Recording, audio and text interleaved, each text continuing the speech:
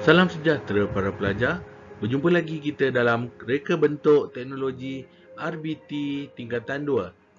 Para pelajar akan bersama dengan saya, Cikgu Syahizul atau boleh dikenali sebagai Cikgu Zul. Baik, kita terus pada persediaan 2021. Pelajar perlu sediakan 2 buah buku tulis, iaitu buku tulis panjang sebagai buku nota, kemudian sebuah buku tulis pendek sebagai buku latihan. Para pelajar juga perlu mempunyai sebuah buku teks sama ada secara fizikal ataupun boleh di-download daripada online. Baik, sesi pembelajaran 2021, cikgu akan laksanakan pengajaran dan pembelajaran secara maya yakni online sepanjang tempoh PKP atau PKPB ini sehingga sekolah dibuka secara rasmi. Pelajar mesti mematuhi dan mengikuti kelas mengikut jadual yang ditetapkan oleh sekolah. Cikgu akan memberi penerangan melalui video PowerPoint dan juga perkongsian video YouTube yang cikgu akan muat naik di WhatsApp kelas. Selain itu, cikgu juga akan memuat naik soalan latihan dan juga aktiviti. Pembelajaran secara normal akan dilaksanakan apabila sekolah dibuka semula nanti. Baik, bagi tingkatan 2, kandungan pembelajarannya ada mempunyai 2 bab utama, iaitu penyelesaian masalah secara inventif bagi bab 1 dan bab kedua, aplikasi teknologi. Dalam bab 2 mempunyai 6 subtopik. Yang pertama adalah 2.1 teknologi pembuatan, 2.2 reka bentuk mekanikal, 2.3 reka bentuk elektrik, 2.4 reka bentuk elektronik, 2.5 reka bentuk aquaponik dan terakhir sekali 2.6 reka bentuk makanan. Baik para pelajar, mari kita mulakan pembelajaran kita pada hari ini. Baik, cikgu akan mulakan dengan tajuk pada bab yang kedua. Kerana bab 1 cikgu akan ajar pada akhir sekali. Baik, 2.1 teknologi pembuatan. Para pelajar boleh rujuk pada buku teks muka surat 24 hingga 28. Baik, dalam teknologi pembuatan kita akan melihat tajuk yang pertama. 2.1.1 Mengenal pasti teknologi pembuatan. Baik, teknologi pembuatan produk dapat ditafsirkan sebagai satu kaedah menghasilkan produk sama ada menggunakan kita ulang semula. Sama ada menggunakan alatan, tangan ataupun mesin. Okey, itu adalah maksud bagi teknologi pembuatan produk. Saya ulang, satu kaedah menghasilkan produk sama ada menggunakan alatan tangan atau mesin. Baik, kita terus kepada yang ke bawah ini. Teknologi pembuatan produk. Okey, dalam teknologi pembuatan produk terdapat dua kaedah. Baik, kaedah yang pertama adalah kaedah konvensional. Okey para pelajar, kaedah konvensional. Dan kedua adalah kaedah moden. Okey, di dalam ini dapat ditafsirkan kaedah konvensional adalah menggunakan teknologi yang asas dan biasanya dikendalikan oleh individu dengan menggunakan alatan tangan. Baik, kaedah moden, pembuatan produk menggunakan kaedah moden dapat menjimatkan masa, kos dan juga bahan. Baik, penggunaan mesin menggantikan penggunaan alatan tangan. Baik, itu adalah perbezaan antara duanya. Okey, kita teruskan kepada seterusnya. 2.1.2 Menghuraikan proses pembuatan produk. Okey. Pembuatan produk ialah bermaksud satu kaedah dan teknik tentang sumber tenaga, kerja dan mesin dan juga bahan. Okey.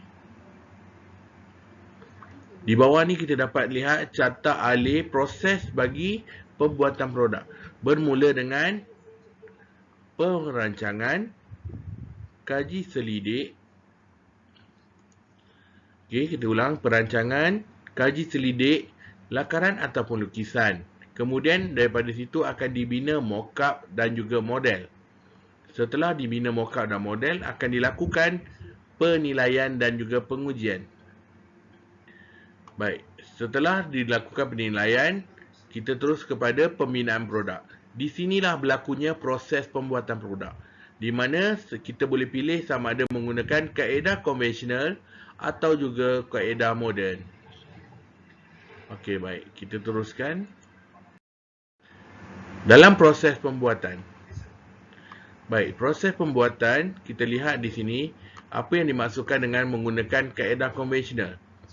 Proses pembuatan menggunakan kaedah konvensional biasanya dilakukan dengan tangan sebagai sumber tenaga untuk menggerakkan peralatan. Apa sahaja yang kita gunakan tangan untuk menggerakkan seperti tukul, pemutar skru dan sebagainya.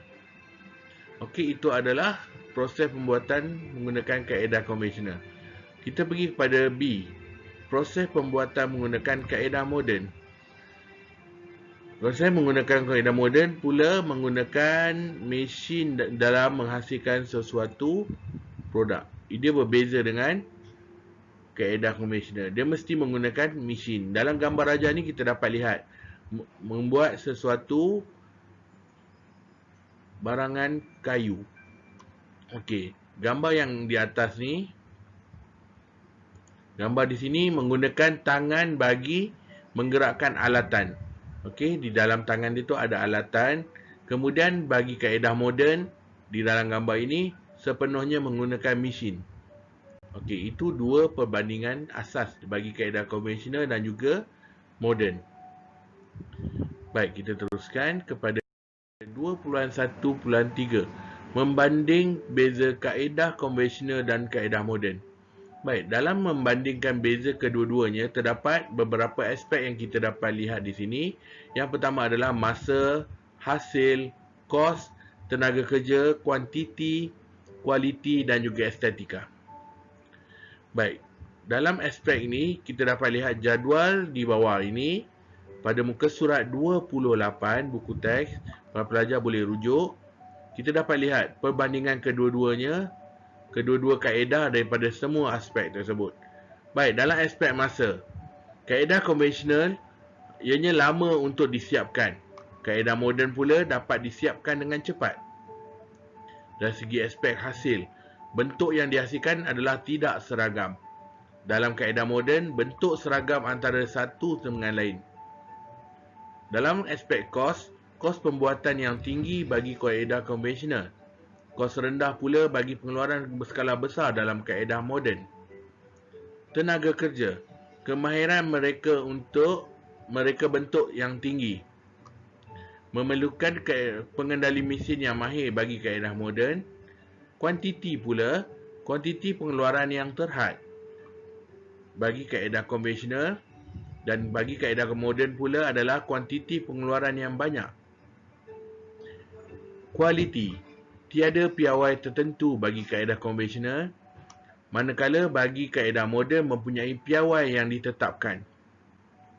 Estetika, nilai estetika yang tinggi bagi kaedah konvensional dan juga nilai estetika yang terhad bagi kaedah moden. Baik, dalam perbandingan kedua-dua ini, kita melihat kepada aspek-aspek ini. Kesemua aspek ini penting bagi membezakan kaedah konvensional dan kaedah moden. Baik pelajar, saya harap pelajar dapat membaca dan ulang semula apa yang saya terangkan dan memahami setiap aspek. Baik pelajar, di akhir kelas ini saya nak pelajar buat aktiviti ini iaitu aktiviti 1. Saya berikan 5 sahaja soalan untuk para pelajar buat di dalam buku latihan. Yang pertama adalah nyatakan definisi teknologi pembuatan produk. Kedua, namakan 2 kaedah teknologi pembuatan produk. Soalan ketiga, nyatakan kelebihan kaedah moden dalam teknologi pembuatan. Soalan 4, lakarkan carta alil proses pembuatan. Dan soalan terakhir, senaraikan 3 contoh peralatan moden. Baik, para pelajar tulis di dalam buku latihan, pastikan tulis hari, tarikh serta aktiviti 1. Saya akan semak semula pada pembukaan sekolah nanti, para pelajar semua. Baik, untuk hari ini sekian. Kita akan sambung di kelas akan datang. Jumpa lagi di kelas akan datang.